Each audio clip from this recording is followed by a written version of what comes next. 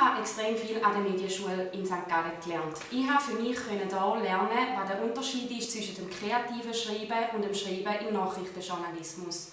Ich konnte für mich vor allem lernen, wie ich den roten Faden in einem Text beibehalten kann, wie ich strukturierter schreiben kann und habe für mich so herausgefunden, wie es in Zukunft mit dem Schreiben für mich weitergehen soll. Die Medienschule St. Gallen vermittelt einem gerade als Anfänger viel Sicherheit im Schreiben, im Redigieren und in der Textgestaltung. Ich schreibe schon seit längerem für unser Gemeinsblättchen oder manchmal auch für die Tagespresse oder für mein Geschäft. Und wenn ich bis jetzt so zum Gefühl heraus gemacht habe, das habe ich jetzt ein bisschen professionalisieren hier in der Medienschule.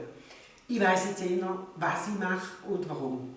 Also, was mich an der Medienschule beeindruckt hat, ist die Vielseitigkeit und das praxisorientierte Arbeiten, dass man dort die Chance hat, wirklich mit Medienprofis eigentlich aus allen Sparten zusammenzuarbeiten und etwas zu lernen. Einer von vielen Eindrücken, die mir von der Medienschule St. Gallen bleibt, ist das Eintauchen in die verschiedensten Medienwelten.